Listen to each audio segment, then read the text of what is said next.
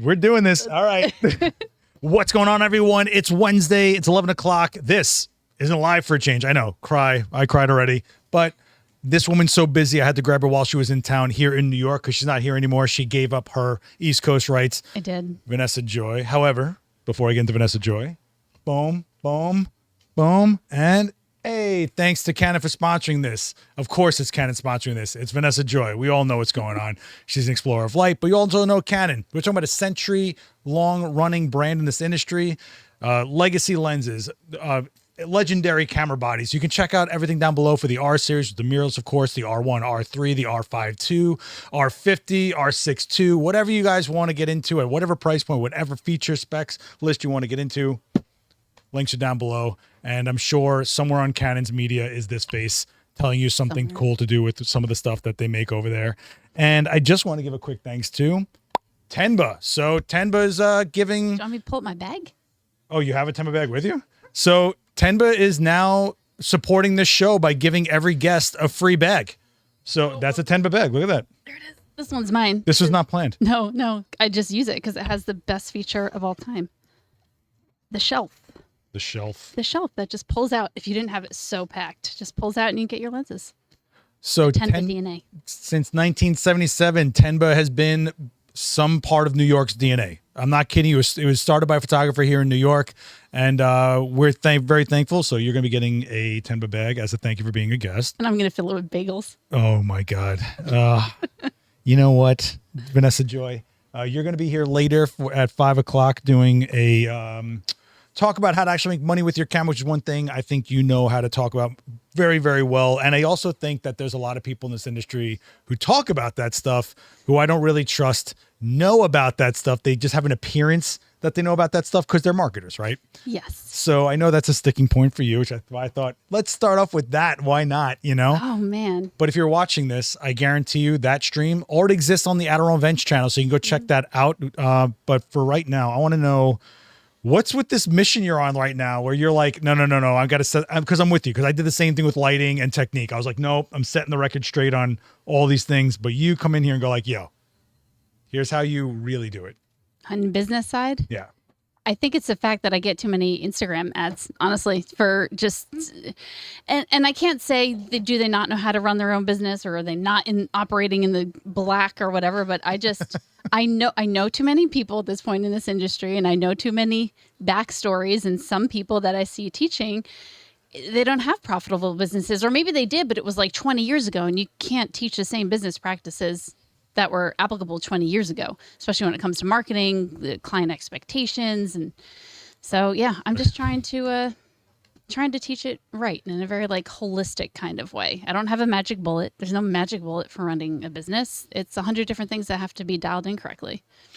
Yeah, I don't know any of them. I think my entire career is the biggest fall point I've had has been business, but I was able to make a living. I probably could have done better, you know, but I always felt fortunate that I was able to shoot and then pay my rent. And I always thought that was like, whoa, magic, you know? And buy better gear. Well, you know, first of all, I think people don't realize you don't just magically buy a flagship camera. You buy your gear in a way that you know later on, can you get something back out of it? So if the next thing you buy isn't going to be a massive hit. I also have like a whole thing where I try to find a credit card that has some kind of like bonus for buying something expensive. Oh, points are huge. Huge. I got $1,000 off of something because I knew I was going to pay it off right away anyway. So I looked for a credit card that did that, and it was awesome. But that's like a whole nother discussion, right? I mean, we could talk about like budgetary gear and what you really need. And honestly, if this was Daniel Norton, he would be like, use your gear till it can't do what you want it to do. Don't look for something to magically do something that you're trying to do. And that I think is sound advice, because I think people go like, I need this lens, otherwise I can't make money. It's like, yeah, you don't need a 1.2. You can get by with a 1.8 right now. 1.8 is fine. You still got that shallow look, kid. Well, your clients don't know the difference between good and great photography. And I would say if you're going to buy gear, it has to do two things. It has to enhance your experience with it, and it has to enhance your client's experience with it. Because if it's not doing those two things, then it's really just vanity. It is. Well, it's all, I think some people, all right. I feel like we're starting off so angry. You started it. Well, this is the name. You bring out my anger easily. I know I do. I know. But I also think there's an aspect of everything here is there's a hobby of just buying gear. Some people just buy gear as a hobby, man, especially Yeah. people that just read specs, chase specs, talk about specs, guy in forum telling you what you should be shooting with guy. I've never had them comment on my YouTube videos ever. Please.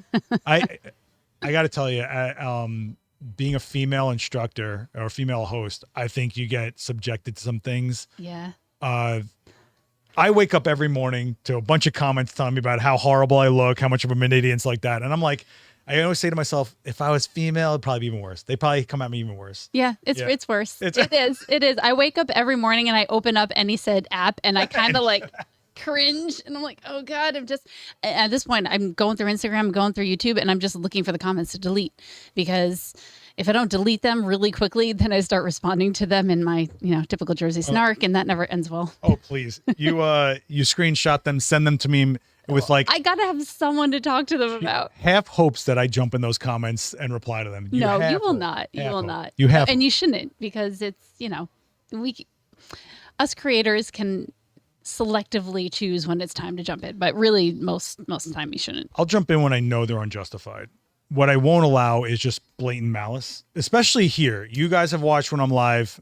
I will absolutely, you are blocked the second you talk anything about my models. There is nothing fair game about talking about the models. Nope. There's nothing you're adding to a conversation by talking about someone's appearance. You have to think when you're leaving comments or engaging in a chat room, are you adding something? Mm-hmm. What did you just add?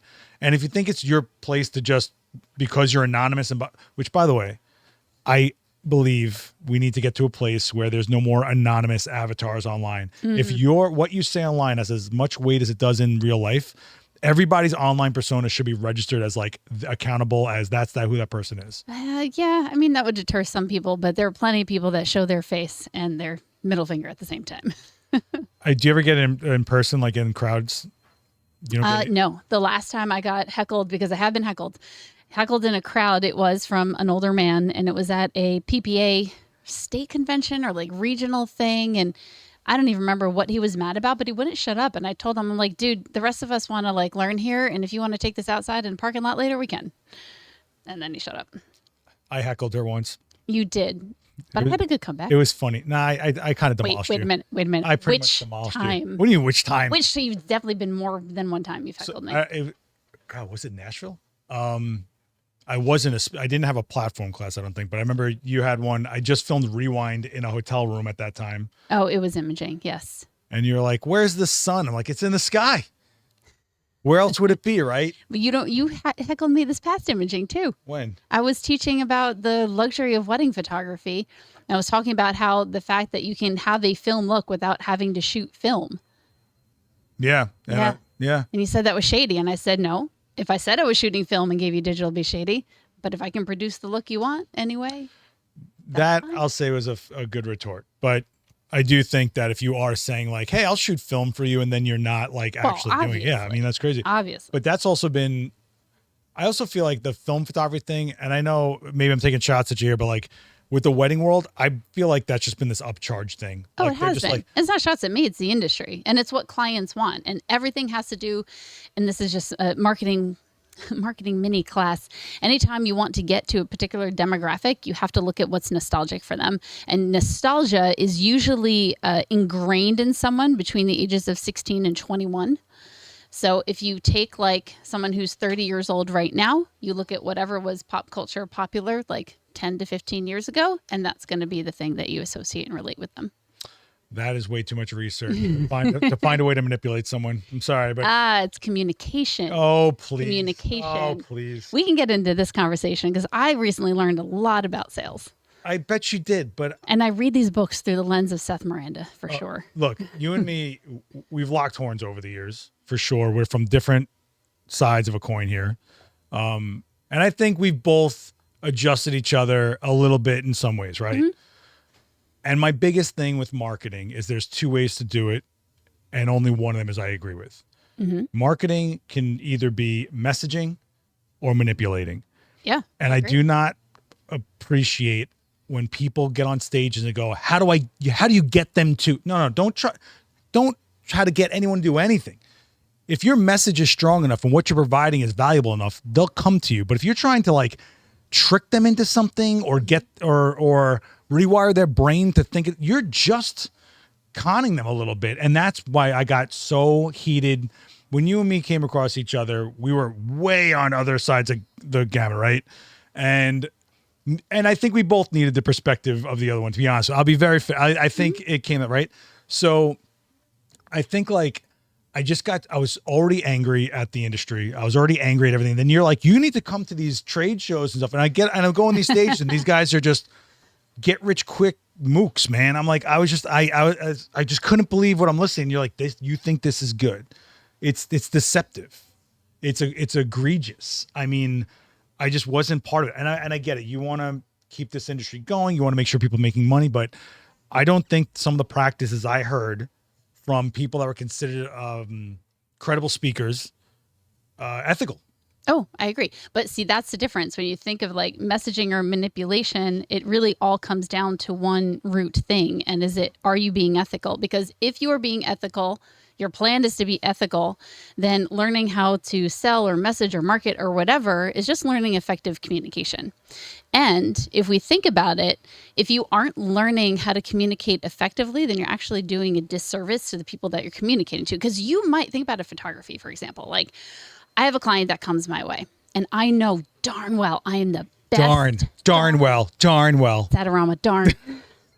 That I'm the best client for them. Like, I am the best photographer for them. I know I'm going to do the best job. But if I do a horrible job of explaining that and explaining why, then they go somewhere else and get potentially bad photography, then that's actually on me because I didn't communicate to them effectively. I understand that. And talking to civilians is different. Okay. In your world, they're expecting to spend money, right? They're like, I'm doing a wedding. We're already dropping some bank, so I want the best. And that's when they stop looking at money as like a barrier so much, I feel. Well, with what I do, I have to kind of convince them, like, no, like you're going to want to pay. Like commercial, I can get away with it because they know they're going into a campaign. They have a budget. They look at what I pitch and then they think they can do it. But portraits, whatever, like that's someone's personal like money. Headshots in some cases are like that. A lot of actors that just need to be taught a better headshot is investing in your career and stuff like that. So you're talking about speakers to photographers. Yeah.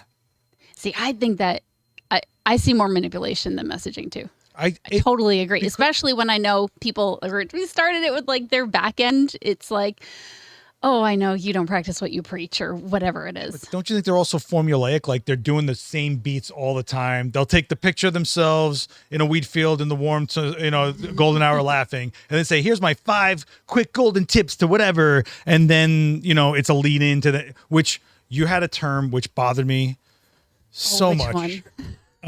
When you were like, we're gonna air it all out here. Yeah, why not? Look, you came into my house. I literally built this house. Oh my which God. I appreciate, by the way. Now I'm gonna start sweating. I appreciate. No. One time, and I understand what you meant by it, but like the way it came off to me was like, nah. When you were talking to someone else, like, so what's the carrot you use? And I was like, what is she talking about? And you're basically saying like a carrot, which is like if you're on a donkey and you're trying to lead them. And I get it, you're just trying to lead them into it. But like when you talk about it like that in that tone, I was kind of like, you're basically saying you're trying to that people were dumb. That's kind of where I took it. No, well, I get that because if you actually visualize like carrot in front of the donkey, like it never gets a carrot, right? Like, and that I totally get that. Carrot is just it's bait. It's industry talk for the thing that you give them at the top of the funnel. I get it, and I think that's why I was so turned off to the industry because they stopped once the humanity kept getting stripped away, and when you're behind closed doors and was just talking on a level, it gets pretty grimy sounding to me. And I'm sitting there looking like a janitor, and I'm just a tech guy that's talking at a table with a bunch of business people, and it was just getting worse and worse for me. And I think that's where we got our friction. First fight. What do you mean first fight? What do you mean first fight? First fight that First of all, who was always there for you when you needed something to figure out? Who helped you figure it out?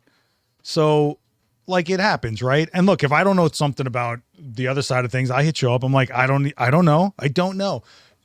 You know how many bad contracts I've signed in my career? Yeah. And how many rights of images I don't own anymore because I just was like, paid? I'm getting my rent. I get to pay my rent. And it sucks, man.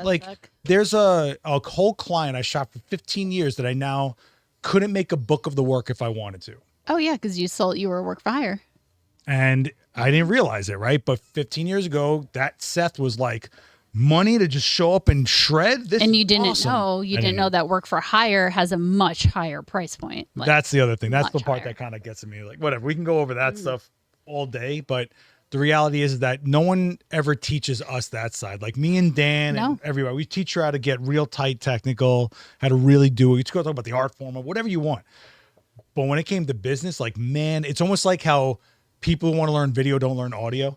Yeah. It's the same kind of analogy, you know? Well, it's because it's boring. Like no one picked up a camera to be like, I'd like to learn how to balance my checking account. Like nobody does I that. want to be a grown up. Yeah. Like, what do you? I want to take pretty pictures. So, and I complain about this all the time. Yes, that's what I said. I said, Vanessa, can I just please take? Can I take light and airy my zombie gosh. photos, well, please? I have to tell you, I learn more about lighting my brides, learning how you light your aliens than anything else. Well, Groundbreaking. Well, I think that's a credit because I don't ever approach something where it's like, this is for this. It's like, no, what is the basic principle that you're trying to reach and will it get me there? And that's what we always show you guys, right? Like we never go like, here's a formula A to Z to do this. And then you go try and you're like, well, that one thing didn't line up because it's not the same, right? Yeah. Plus you also don't mind showing your errors, which a lot of people won't show the mistakes. Well, the way I do everything live, right? Except for this episode. Except for this right here. No, I do it. Liar. Everything. I try to do everything live because that's exactly how you're going to go shoot. But also, even if you look at my videos, like I have videos on PPA. If you watch those videos, they're one take, and I shoot it as a live demo because that's the only way I know how to do it. I don't think over polishing helps anyone, and I think that's what we're seeing, especially in your world. Over polishing is not. Oh my God! It's not appreciated, right? So that's why you're seeing on-camera flash. That's why you're seeing film. You're taking away this chance of it being real and documented. I think that's why, like, here in New York, a lot of bus ads are DKNY, and it's like hard flash. Yeah, because I feel like I'm at that party. I'm there. It's not a Maxim shoot that's overly retouched and curated, and behind that camera is like a whole team of people making that image happen. Like, no. And I think that's happening in your world when you have to, and I think what's funny about it, I know I'm talking a lot. You do the on-camera flash, and then other photographers basically complain about how much they hate the photo, and you're like, you don't understand. That's what they wanted. Yes. Yeah. And you have to serve your client. I've been photographing weddings for 22 years now, 23 years. Like, actually, it's probably longer than that. But the thing that matters as you grow as a photographer, yes, you have to be able to up your career, up your photography skill, but ultimately you have to learn how to read your clients and communicate with them effectively to figure out what they want, which, by the way, more recently in the past 2 years, I stopped having that conversation with my clients about, what kind of photography do you want? Because they'll be like, I want, I don't know, photojournalistic or light and airy or whatever the heck. And when they say that, they mean something and they have something in their head. When I hear it, I have something different in my head. So now I've just stopped it. I'm like, I love that you think that. Like, let's actually put visuals to that. So it's a fancy way of saying we're making a Pinterest board together, but I make them show me photos they like, show me photos that you don't like, because at this point I can create whatever they want. I don't care. The point is being able to communicate it, set their expectations, and fulfill them. I just realized you have like 20 things of jewelry that all have a V on them. Are you like just constantly branding yourself? Is that what this is? It's Valentino, Seth. It's Valentino? Yes. Naturally, I like that designer because, this V is Hanes. Well, this is a good point, giving my clients what they want. I just came back from photographing one of the richest men in the world. I can't even detail it that much because it's under NDA, but going there, if I show up in something that's not designer, they know it. They look not like down on me, but slightly less respect. But and it's there's a culture. There's a culture. The weddings, man, it's crazy. No, I think it's anything. Look, let's say I show up to a special effects shoot, and if I have any sort of tells that I'm not just some guy that's taking these at face value. Like, I once wore I'll just say a cult horror movie shirt one time, and everybody's mood changed on that set. And then they believe like, worse or better? Better. Because better. they just think like, this guy gets it. But that's reading your client. But that's the same thing as like they get it, right? So like you kind of, and I do come from the school of it's always better to have a photographer from the culture that they're photographing. 100%. Being a punk growing up here in New York and shooting punk shows, I wasn't showing up with, Abercrombie on, man. Like you get a different feel of it. So I get it. I get that. I totally just thought you got like your own custom jewelry. No. It shows you how cultured I am. No. Whatever, man. It'd be nice if I did.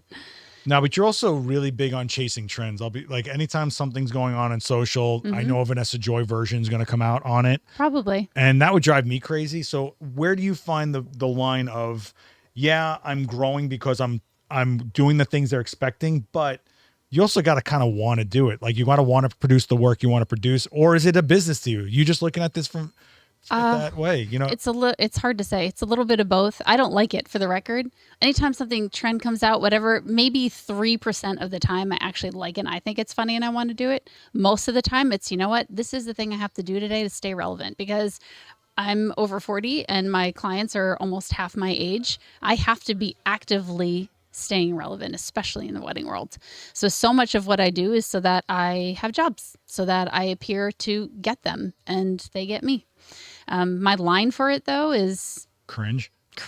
No, she does cringy stuff. Don't buy it. I do cringy stuff if I think it's funny, like making fun of a pap smear and making it into an advertisement for wedding photography.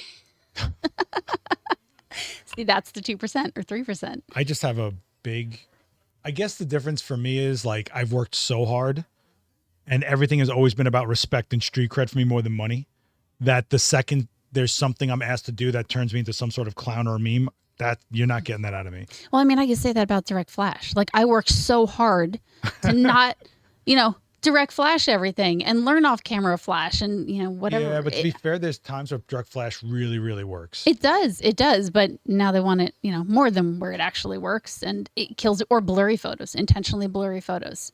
Like that hurt a little bit. But you know what? I still do it for them. I'll tell you what trend bothered me in your world was, I don't know what it's even called, but everything turned super brown and like underexposed. Wait, and there was did you not hear about the sepia bride fiasco? I did hear about it. I didn't want to jump in on because it's not my world. I also think it was just ridiculous. I think that there was just so much. Do you want to explain what that? Yes. Okay. So what it is basically this, it's kind of like a Utah-ish vibe where you you desaturate the whole imagery, but really there's like no blues, magentas. It's fake tintype. They try to make it like some sort of antiquing. Kind of, but there's still color in there. Greens usually see. Okay. Yeah. But everyone's skin tone, you look like an Oompa Loompa.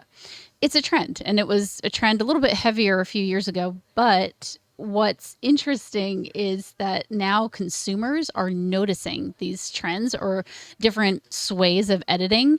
And Sepia Bride is a time when a bride hired a photographer who shot like that and then got photos that were exactly that, and then decided that she wanted a more clean, timeless, true to color edit afterwards. Retroactively. That's on that bride, and the whole internet went against her.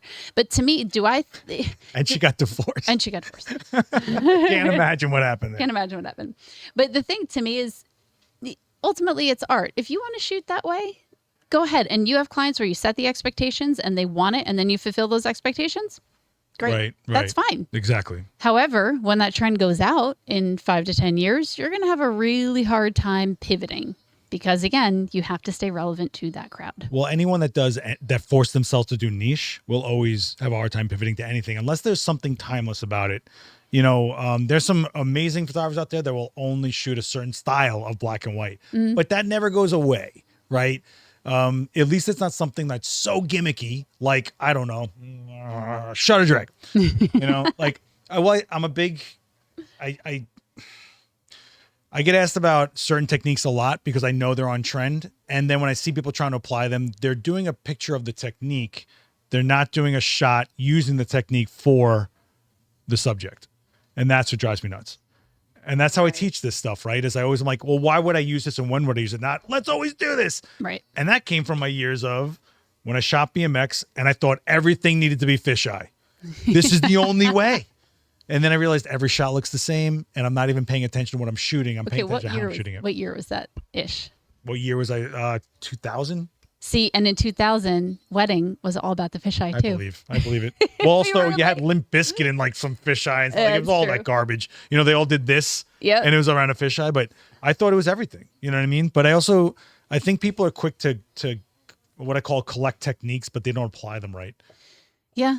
It depends on the client too. Like, weddings, I'm applying it for whatever it is that they want. But when I go do my corporate stuff, I have to apply a totally different set of tools or but look techniques what's happening or at whatever. conferences. Like they're teaching what the people want to know, and what the people want to know is the trendy things and the gimmicks. That's why we see endless smoke with RGB lights and tubes.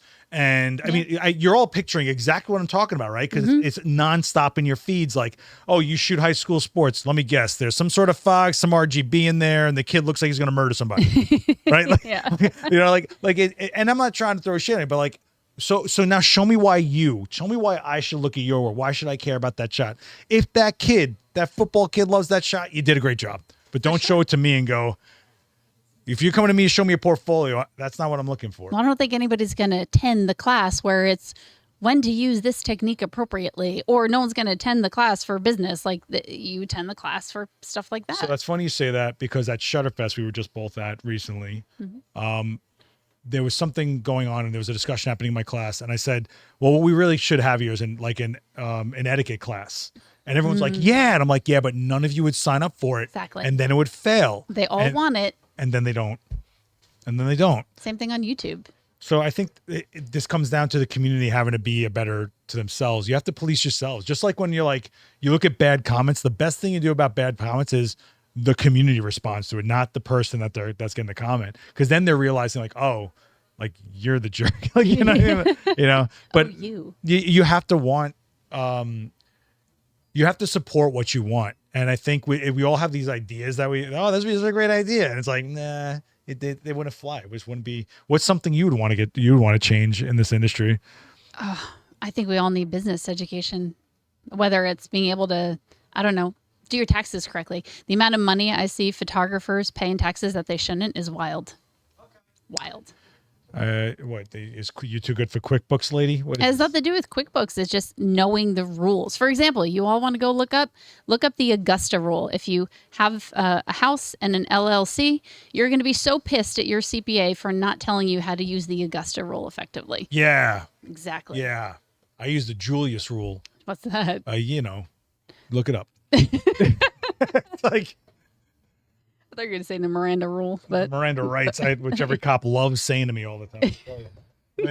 I think that we're just going through such fast changes constantly, and the client changes so quick. I have a guy that was a high-end fashion photographer a long time here in New York. You know, his primary client is, he's just one influencer that he's paid to just be around all the time and create for.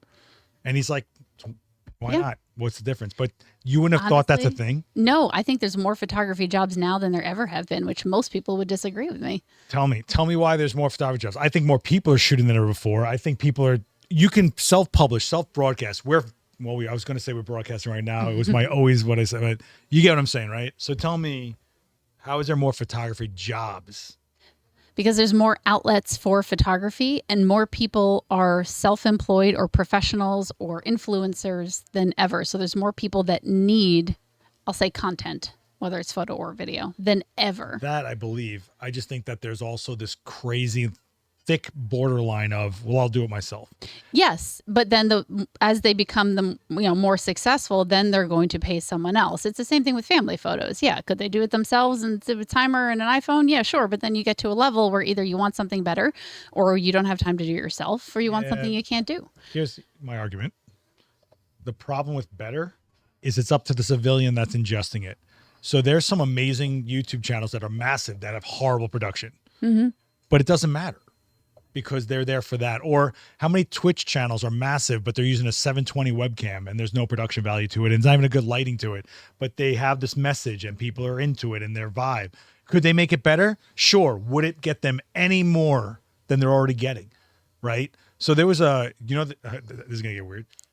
There was a guy who tried to reinvent the pizza box. And the guy from Domino's Pizza, who sells the most amount of pizza in the world, is Domino's, said, this is great, but would it sell one more pizza that I'm already selling?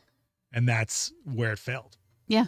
That's why I said about gear. Way to bring it full circle. When you buy a new piece of gear, is it going to... So yeah, sometimes the gear just makes you happy. Let's be honest. That's true. You get that unicorn lens and you're like, oh, 1.2. Or it makes you more creative, or if it makes you want things to are convenient. If it makes you want to pick it up, because I know you're in the same boat. Sometimes when you're not on the clock and that camera could be 1,000 pounds, you're never going to pick it up. Like that's why I have cameras that I so appreciate because they just make me want to bring it with me, which I'm like, I haven't had that in a long time. I've talked about these cameras plenty of times. I'm not going to do it on this one. Well, it's like film cameras for me. I refuse to put film photography in what I offer because I never want to be paid for it because I do that for me. If I want to shoot film, I'm going to go shoot film. What do you shoot film wise? Cameras? Now, what film do you go for? Oh, honestly, I just have mostly Kodak, Portra and Cinestill film. 35 millimeter though. You keep it basic. It's totally basic. Keep it basic. If I'm going to be super, super honest, I have a lot of really good friends that were really sweet to me and gave me a lot of film, and that's what I have. I have a fridge full of film, and every time I open my fridge, it looks at me like, and I'm like, no, it's not gonna happen. You could be one of those sweet friends that gives me your film. There's some rare film in there that I am really don't ever want to give away. I mean, I have some Kodak Tech Pan, which is ISO 25. I don't, and the negatives. Do you have a will? Could you just like put? You know what's funny? Why is someone bringing this up? This is like the 5th person who asked me if I have a will like lately. Like, are you like, do I look sick? Like, what's going on? Like, people are like, are you making sure? Like, listen. First of all, if I go before Daniel Norton, he's inheriting all my stuff. You can figure it out after that. I want to inundate him with junk. But I have like, first of all, my major way to shoot film is I shoot slide film and cross process it. That's always been my thing. But I have to self-print it. Oh boy. Now you've done it. I always have to print it myself because I don't trust the way anybody else prints cross-processing. I don't know if you've ever done that. I've shot slide film. I've never cross-processed my slide. Have you seen cross-processed? Yes. Okay. And not just the action. No, it's a very, I mean, it looks very Fight Clubby, I'll say, and it's very contrasty and everything looks crazy. But if you print it for skin tones, everything else falls into place a certain way that I don't see a lot of other people doing. We used to do it in weddings, cross processing. I'm sure. And I had one of my cameras converted to infrared. Oh, infrared is wild. And I'm sure those brides really loved looking like all blacked out eyes and like. You did it in landscapes, so they were smaller. And then it worked out pretty well. And then I hand colored the sky. What was that? Are you having a fit, Vanessa Joy? Is this a seizure? Well, yeah, it is a seizure because hand coloring's coming back. Enjoy it. Live your truth. Was that a pun? I mean, oh, yeah, I guess so. I don't know. I out of all the things, I guess I struggle with you identity-wise as hyper creative because I always just take you so business focused first. I don't consider myself creative at all. At all. But don't you hold the mirror up to the lens or the prism? Don't you hold the prism to the lens? Don't. No. I hold my phone up to my lens sometimes. But that's not creative. I mean, I don't. Yeah, but you'd have a whole series. What's it called? Budget photography. Budget photography shootout or whatever. Yeah. You force yourself to get creative. Yeah, and I don't know. I don't consider anything that I do to like not have been done before. So I guess that's why I don't. Oh no, there's consider myself creative. We're gonna clear this up right now. Okay. There's a big difference between people being creative and people innovating. You are allowed to do things that have been done before. People have this weird notion that it's like saying I'm developing new words. No, you're not. But if you say eloquent words that make a message that ignites something in skulls around you, that's the point. The people that try so hard to do something that's never been done before usually do something that sucks. There's a reason people haven't done it or something like that, But I think people have to let themselves off the hook that like it doesn't have to be the first time ever, especially in an industry that's 100 years old. Yeah, that's true. 100 years old, and it's the most germane form of expression is someone taking a picture.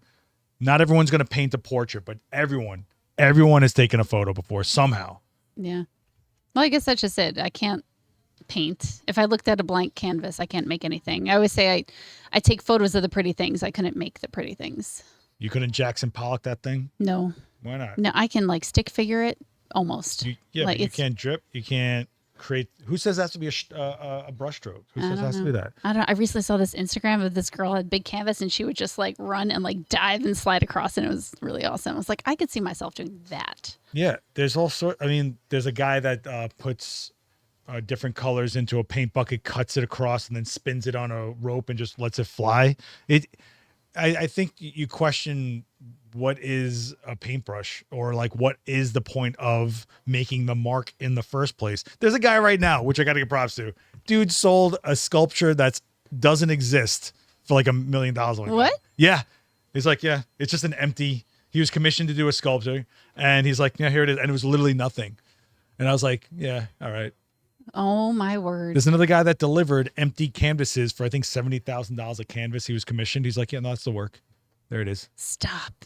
Who's to say what it is and isn't? I don't know. Apparently I'm in the wrong industry. I should just be, I don't know, photographing white walls. Well, I'm surprised you're not in some kind of, or maybe you are, that I don't know about, but like something that's perpetual. Like when I was a kid, I made a lot of my money from stock photography, and people would just buy the images, you know, whatever. But it was a whole different industry back then. Now, yeah. I mean, I think wire stock is where I have most of my stuff.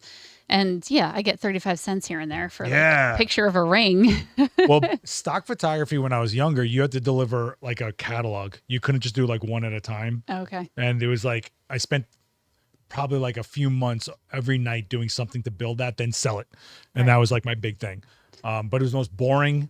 You'd think, what could someone use this for? I remember one of the things that I made the most money on was a picture of a ruler, and I just shot every inch in focus, and then people just bought whatever version they needed.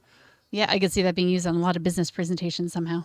And another one I had was like a light bulb or something. I forgot. But it was all stuff I didn't care about, and that's the point of the stock photography, I guess. But whatever. Yeah, it was just stuff. I mean, now it's like people can AI stuff, so stock photography has definitely gone down. Well, you use AI. You use AI retouching. I use it for retouching. What do you? Where are you at on AI as a wedding photographer? Where are you at on AI? Wedding photography can't be replaced by AI because it's an event. Okay, that needs to be captured as the event was. I mean, eventually, could a robot do it? Maybe. Well, let's say they go like, you know what? Yeah, I want to document the event, but like, are the solo shots and the portraits? We'll just AI those. Yeah, wedding I think is a little bit immune to it, and even like the corporate work I do is a little bit immune to it because so I photograph for Hilton Grand Vacations, and we go to their resorts and photograph their resorts, and you know models enjoying the resort, and if I AI'd that, it'd be like false advertising. Yeah, but sometimes I think some of these places are okay with it. I think it's like crazy. Yeah, but then as a consumer, for example, there's a dress I saw the other day, Instagram ad, and I go look at the dress and the photos. I'm like, oh, it looks great. And then I'm like, oh, but these are all AI photos. There wasn't a single real photo of this $130 dress. I'm like, well, I'm not going to buy it because I don't know what it actually looks like. But at some point, you're not even going to realize they're AI. Oh, I'm sure. That's what's scary. Yeah. But that is why live events are a little bit immune. Weddings have been like recession proof. They weren't COVID proof. Wait, the recession, they had, some people have budgets though. Let's be real, right? Oh no, they do, but they still have the wedding. So like I started my business in 2008 during a recession, and people still would spend money on weddings because that's the once in a lifetime, whatever it is. Their budget might be less, but it still occurred. What? Nothing. I'm not, because I have to not only have a conversation, but I have to produce these things because I know you're a unicorn. Yeah, I'm a unicorn. My neck is killing me. I cannot explain to you the pinched nerves I have from doing this, and everyone thinks I'm like flipping my hair, but I'm just trying to get it to stop doing this electric charge that's like tingling on my neck. You've seen me completely. You've seen me through broken discs in my back, my all sorts of injuries, and that's not even from my riding days, which was like really bad. But photography will beat you up. Oh please, you have this is the bionic Vanessa Joy. We have we have a half knee replaced over here. This one was on a scooter. Then she's in an electric. What was that? That was an electric scooter. Yeah. My rascal. Nothing stops this woman. It's bananas. I'm just like, anybody else would be like, you know what? I could take this one and use this as an excuse to not go to this thing or do that. But no, you're talking to someone here. And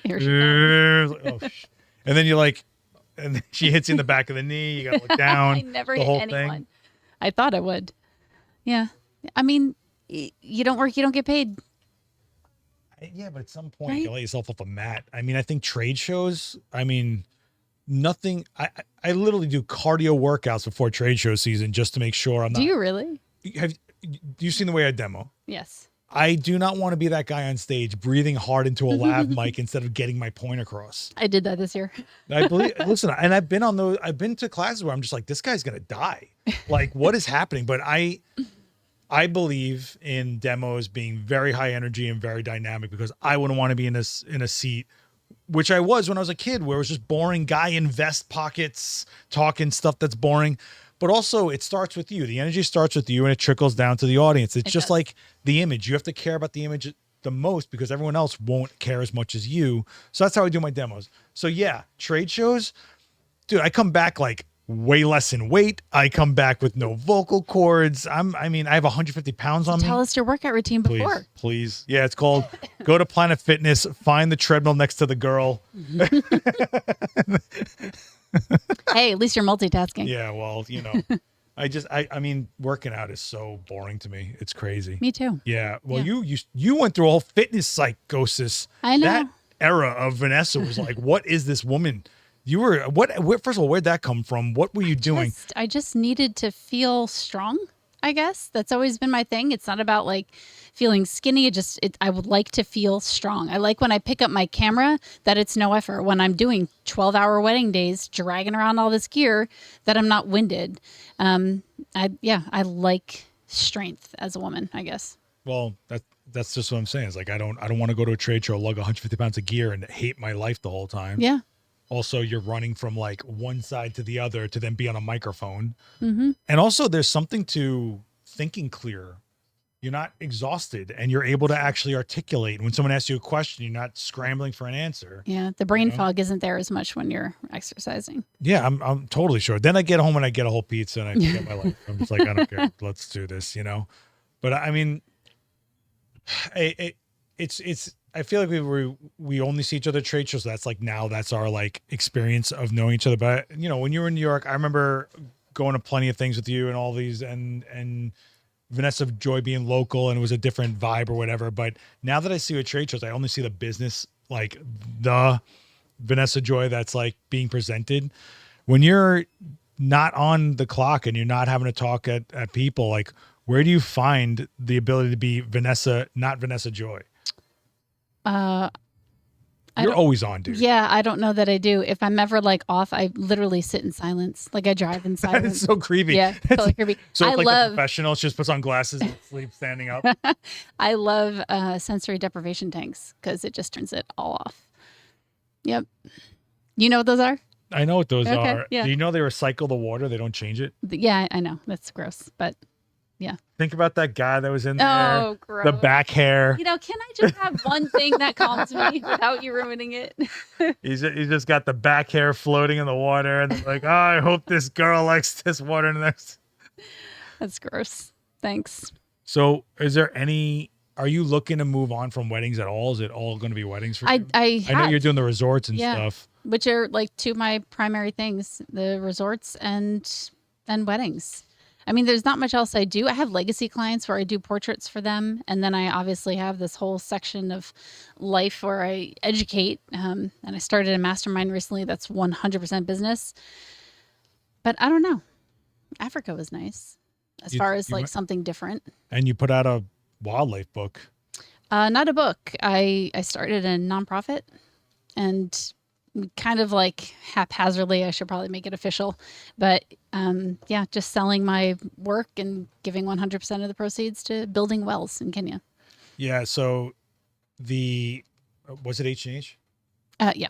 So there's this wall of wildlife photos. You never would have said that's Vanessa Joy. Vanessa shot that giraffe. Never would have said that in my life. But so I give you credit. Like you always take on whatever's in front of you. I know that like, I feel like you've been okay with it being typecasted as like, I just shoot airy brides and stuff like that. So I give you credit on that because I have to do that, right? I got to take like whatever they're like, today you're going to shoot geese, tomorrow you're shooting boxing. It's like, okay, here we go. Let's go do this. And I don't think people get enough credit for having to do when I say being a photographer, that's what being a photographer is. Like, it doesn't matter. It's in front of my lens and I've got to figure it out. I got to use all the skill sets I have and what to apply to get this over the goal line. So you went over to Africa. You're like, all right, well, I'm going to, first, I'm sure you asked a bunch of your wildlife people from in the Canon world. I didn't actually. No, huh? I didn't talk to anyone. I just kind of, my whole life is planned and I'm planning it and running things. So that trip was planned by another photographer. So I literally, I asked people that were going, like, what lenses do you think I should bring? Other than that, like, I showed up with my backpack and my duffel bag and I'm like, tell me where to go. Yeah. Like, I knew nothing. I didn't look at the itinerary, and that was probably the best thing I could have done. Just very freeing. And then you, no, come on, Maury. Why don't you come up here? This is the Maury, by the way, that I'm always calling out. A wife? Get over here. Look at this. Look at this guy. Hello, guys. Record. So, Hi. Nice to meet you. Meet you. you know Vanessa Joy. I remember from before. You were here before a couple of times. A long time She's the ago. nice Canon lady. Are you the can lady? I am. Yeah. Where should she get bagels? Yes. On the block. Okay. Right down there? Yes, on the block. You know where? Where? That the new store. Am I live? It's I recorded. am live. On the block. Okay. You'll see a big bagel store. Okay. Excellent. On 18th. On 18th. Okay. Right by 6th Avenue. Okay. I'll take one with butter if you don't mind. Okay. Perfect. Avenue's that? Toasted? Not toasted? That's Seven, it. right 5th Avenue. Where are you? Are you okay, sir? Does someone know where you are? Morris? Does someone know where you are? Right by 5th Avenue in the corner. Okay. Enjoy. If you guys Thank are you. ever in New York, swing by the store, 42th. That is Maury. That is the guy I'm always making fun of. He got bar mitzvah in 1922. He's a good guy. I heard that. You know. Oh my gosh. This is the nice Canon lady. It's me. But so about the Africa thing, you went, and I remember. So I actually kind of want to talk about this. You were kind of like, I don't know if I should post any of these photos. Yes. And Yeah. The photos that were of the village that we were invited to photograph and everything.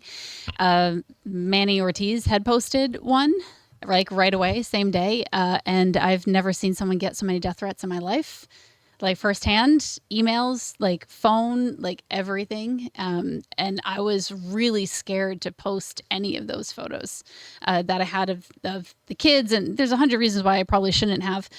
But I decided to do something good with the photos, not just post them for the sake of posting them and getting likes and whatever. And hopefully that made a little bit. I haven't gotten any hate on it.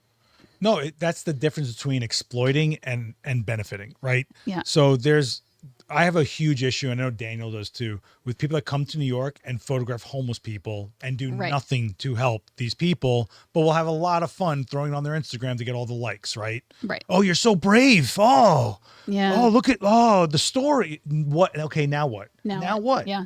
You know, so I got to give you credit on that. You were. Do you think if he didn't post his, would you have posted? Maybe. Yeah. Maybe. All right, that's fair. Yeah, That's maybe. fair. I mean, maybe I was just dodged a bullet there because I got to see a lot of, the responses and why. And one of my really close friends is actually from Kenya. Her father was the Kenyan embassy head to the U.S. So I spoke with her a lot before it and got like a lot more of a firsthand perspective and like what was actually going on there. And, and I get it, like that equating it to homeless here. That's exactly what a lot of people were mad about. Like, why are you showing that? You're constantly, bringing down the people. Like, why not show Nairobi where it's, bustling and technology and everything? But yeah, so far, so good. Almost $15,000 raised, and I'm matching the first $15,000, so it doubles. What's the name of it? Where can they find it? If you just send me a DM with the words Prince for Water, that right there on Instagram, just send me a message, Prince for Water, and it'll populate it. Otherwise it's safarilandscapeandwildlife.com or something along those lines. I'm sure I'll throw it in the show notes. No, it's admirable. I mean, I also think it takes a lot to go and do that, first of all. It was not a short project. It still isn't. I have this massive printer that took me all day to build, and now next week I have to go learn how to print it all myself because I was like, I'm going to sign everyone. So, but thanks to Canon, they gave me the printer, and thanks to Lexjet, they gave me ink, and Hahnemühle is giving me paper. Hahnemühle? Wow. Yep. It's good paper. It is. The German etching is what I'm using. It's gorgeous. They did a demo in here, and I was like, oh, a paper demo? It was enthralling. It was. Yeah, it really they is. make you really care. I don't know how they do it, but I'm like, what? Tell me more. Yep. But so go check that out. And it definitely, even supporting other photographers' endeavors is important to keeping this community together. I'll be honest. I donated. I just, you. yeah. So, and I do believe in that. And I think that, and this could go for any project, whether it's something that's personal or something that benefits whatever, like we should actively look to like every year I'm like, all right, photographers, it's December. I'm going to need a calendar. Who's got calendars? So I just try to buy a calendar from somebody I know, you know, because everybody puts out a calendars. At least I think they do. A lot of people do. You should figure out things to do with your photos. Amy Touchette did one of my favorite things. She did a playing card deck of all street photography here in New York. Oh, fun. Yeah, and every suit is a specific type. Like the queens are always these old ladies, and like so I really dig that. But That's cool. oh my god! So what's next for you? Hopefully this year I'm going to, I shot Major League Baseball this month, and then hopefully I'm going to shoot the NFL, which is fun for me because I've always wanted, sports photography is actually what I wanted to get into when I first fell in love with photography. So 25 years later, I'm finally getting to do it. Yeah, but at like the level, not like I'm going to go shoot a local game. Like that's Yeah. the level. You Yeah. know what I mean? So Canon Explorer of Light, you get to know a few people. And they, No, it wasn't even from that. It was the Africa trip. The official Royals photographer had gone with Salvador Perez, who's their like main big name. And I got to know them, and they invited me to come shoot. So I did. And it's so much fun. Yeah. So much fun. But the Royal Stadium is right across from the Chiefs. And I do know the Chiefs photographer because of H&H. They work together, and I think that's how I met him. So he gave me a tour of the stadium, and when his schedule comes out, I will get to go shoot that, which is really fun. Yeah, look at the smile on this woman's face. Unbelievable. That is the Jersey reflector. Her teeth right there are just the. No, my shirt. Oh, please don't start the white shirt thing. No, but that goes to show you how you're not isolated. It took me it took me a lot to realize how much it's not really isolated, and that's where this event space came from. Was like when I was growing up, it was just you and your camera, and you were elbowing to get jobs. Once I realized it's not that, this is what happens, right? Yep. You don't have to be in competition. You can, what's that? A community. Community. Relationships Come together. are Look, I used to hate Vanessa Joy. Now she's This sitting is right. true. Look at this, you know? Yeah, I'd be like, this chick. No, I mean, we were at odds when we first met each other. Yeah. Well, I was cranky. Please. Yeah. Well, you were just, I think you were just trying to dumb things down to a point where I was getting insulted about it. Like, I know you're trying to hit like new photographers. I'm like, don't talk to them like they're children. Like you can talk to them like this. I don't know when we became friends or whatever. I But don't know either. I do remember you crying in my studio. I cried in your studio. Yeah. You're like, I want to be able to do this. How do I do Oh, when you helped me figure out my very first Canon demo. Yeah, man. I was like, you were like, I need all of this. I'm like, you don't need to do all that for that. She was like, I need this $5,000 modifier and this. I'm like, no, you don't. Here's a speed light. Watch. Yeah. And it worked. now look at you. It was awesome. You're all grown up. You're an EOL, traveling the world, shooting Yeah. giraffes and baseball, living the dream. Vanessa Joy. I'm not mad. I get to go to Bali this year, and the next month I'm going to Mont Saint Michel in Dude, France. all you do is travel. I know. That part I have to quit, but France, Bali. All my dreams. Yeah, but then you got to lug stuff. Yeah, I know. Gear. Yeah. I mean, look, I would not have seen an inch of this world if it wasn't for this industry. I would not have seen any of it. Well, you're going to London. I'm going. Yeah. Well, that's the plan. Me and Joe are going to do a workshop again in London in December. But Japan, I never thought I was going to get to go to Japan. And you've been more than once, haven't you? Yeah, I've been 3 times. I would love to go to Japan. But I guess what I'm trying to get at is nothing happens when you're idle, right? You don't go anywhere sitting idle. That's always been my thing. Or isolating yourself. Or isolating yourself, yeah. And sometimes you're gonna think you got someone pinned and like I'm like but no, yeah. I'm not that one-sided. Jeez. No, come on. I think I think after we clashed, and then we settled, and then we heard each other's side of things. We kind of go, okay. And we adjusted. It's fine. It's okay. It's okay. all right. And we grew up and stuff. It's been like 10 years, I know. Something like that. If you guys want, she's got a long-running series that's been on this channel, Breathe Your Passion with Vanessa Joy. There's plenty of hijinks going on there. It's from a few years ago, but still relevant. It's like 5 years of content. It was a long time. Yeah. It was. She had a whole intro and everything. She's breathing and lifting weights and such. That's right. The whole thing goes black and white at some point. Does it? I think so. Oh man, I I don't want to cringe and look at my old content. I really don't, but you all should. Yeah, I did a video on my channel, like my first product video, and I was like, oh my God. Like, but sometimes you can't know where you're going unless you look back. Like, that's the way I think of it. And you have to you got to give yourself a break and go, like, look how far you've come. There's plenty. Like, if I showed you Vanessa Joy when I met her and where she's at now, it's like, who is this superhuman? Like, what you're able to pull off, the level you pull it off at, the amount of people in this industry you employ, as a one person, you're giving jobs to other people in this industry. And I can't not commend someone for that. Like, are you kidding me? Thank you. That perpetuates our business. What you do is important. And I'm glad that we shifted your messaging a little bit, Just a little. Just a little bit. I won't talk about carrots anymore. Yeah, and we sharpened up your tech a little bit, I think. A little bit. I'd like to think I sharpened up your tech a little bit. You did, a little bit. for sure. And then she got me to wear clean shirts. Yeah. I see where I can elevate one thing at a time. Yeah, but to her credit, I had to do my first platform class at a trade show. She was my model. The model didn't show up. She showed up. That's right. So, and I tortured her doing a ShutterFest class the next trade show, calling her wobble knees. That's right. So, yes, you did. And actually, I was looking back through my emails from 2018, and I found this email. It was actually with Teresa here, where I was like, oh, thank you so much for adding Seth to the lineup and taking my recommendation. So I'd like to think that I have a little effect on the fact that you actually like-ish and go to trade shows and speak to. A little. This is how my life is. My father threw me into community college out of nowhere. I didn't know that was happening. He signed me up. She basically signed me up for trade shows. I didn't know that was happening. Now I'm doing trade. It's just, that's the only way I do things. Is someone has to, behind the scenes, under the radar. Yeah. No, well, I didn't know what it was. Yeah. And trade shows to me, as a guy that went to them, I was like, this sucks. I don't shoot birds, weddings, sports. Like, nothing made sense to me. There was no skate, BMX, zombies, aliens, creatures. I was like, I do not belong at these things. I am not the guy. But then when I started realizing there was a huge hole as far as genuine, the way Dan does things, I learned how to demo from Dan. And I thank him for that. I don't want to hear it, Dan. Shut up. But we didn't see that style anywhere at any of those trade shows. No. We didn't, So anyway, that being said, maybe we can get you back here. You can do some of your classic engagement walks. Yes, I love photo walks around here. There's so many places to shoot. Oh, she loves coming in here and looking at the floor and not saying a word and just running a photo walk. I'm very shy by nature. You should know this by now. Not true. This isn't even true. Extremely true. I am an introvert.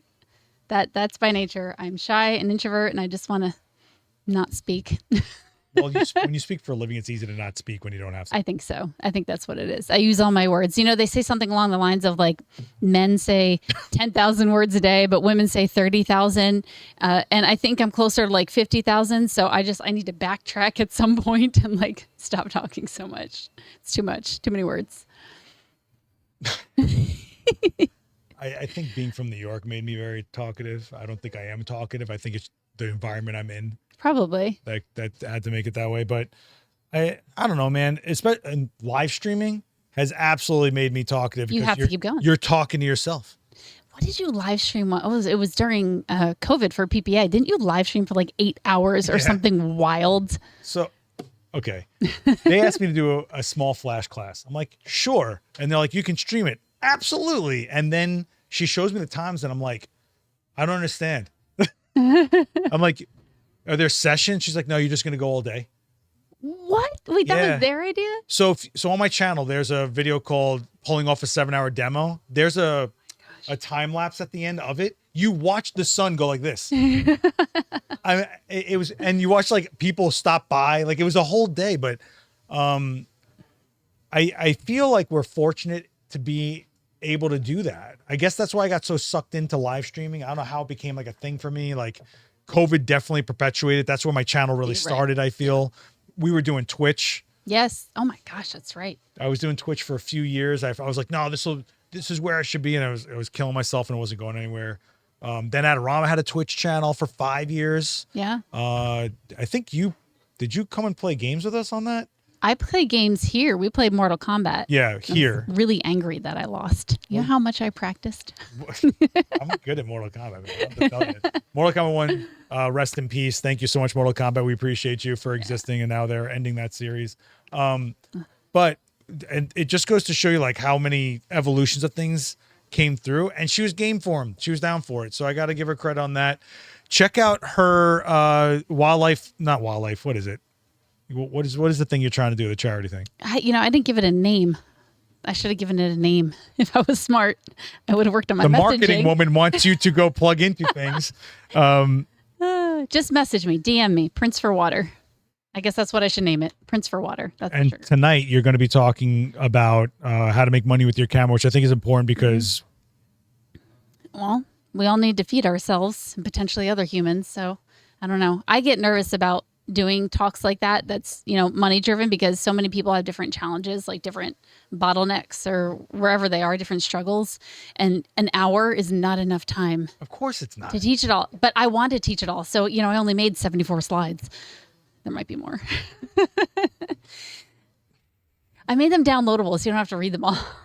I can't. It's on this channel. I can't function like this. I can't do this. I can't do this. But it's just like anything else. Like I can't teach everything I want to teach about a technique in just an hour. No, like, you so can't. Much. So it is what it is. But at least it starts the idea in someone's head. I hope so. You were the first one ever to tell me like you've never thought about what you're going to do to retire. And I was like, oh yeah, I'm going to need money later, right? No one's ever said that to me. Not one other photographer I've worked for. No one. Most photographers have no exit plan whatsoever. So what is an exit plan for a photographer then? Just save money? Like what is it? Could be a lot of different things. I mean, you could, obviously, have your SEP IRA or your 401k or whatever it is. Elemental Ps, your 1641s, you have those, right? Your 413zeros. Yes. But ideally, maybe you have part of your business that you could sell or have other people work for you. That's because, eventually our bodies fail. I don't want to have people work for me. I don't want to be responsible for people.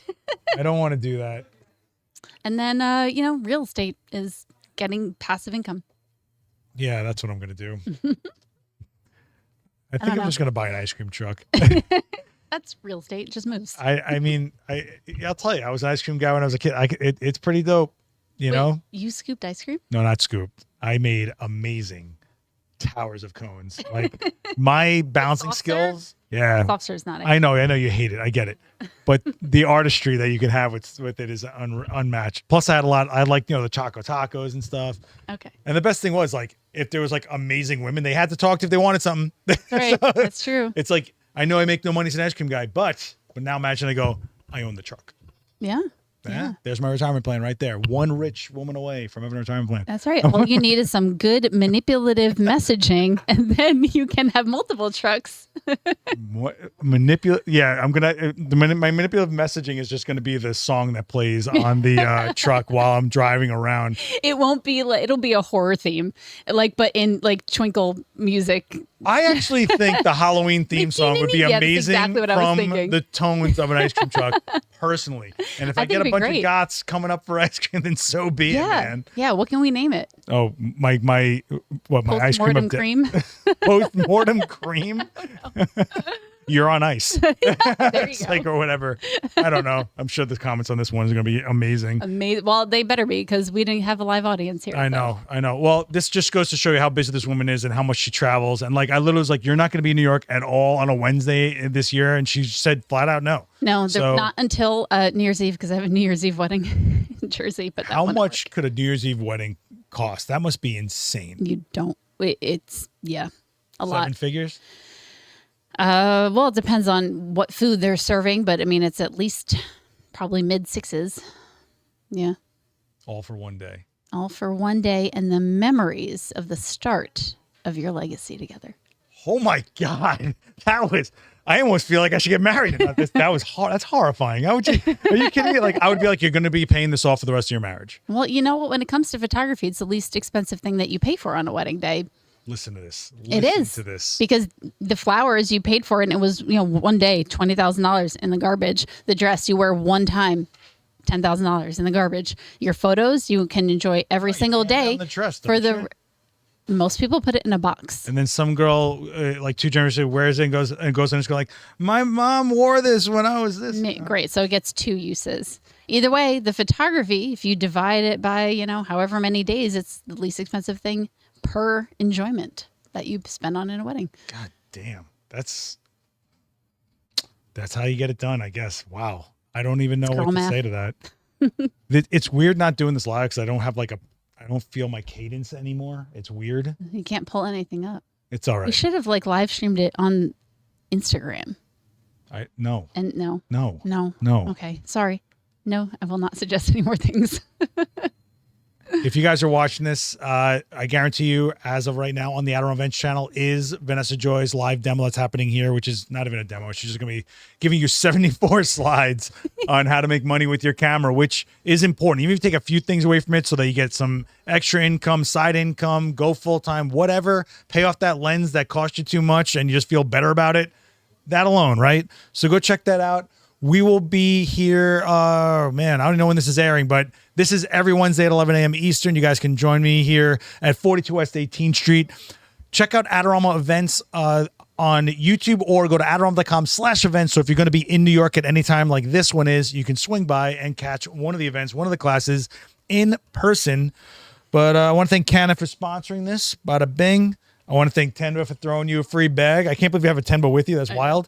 And any last things you want to leave them with or something you want to shout out or? Nope. No?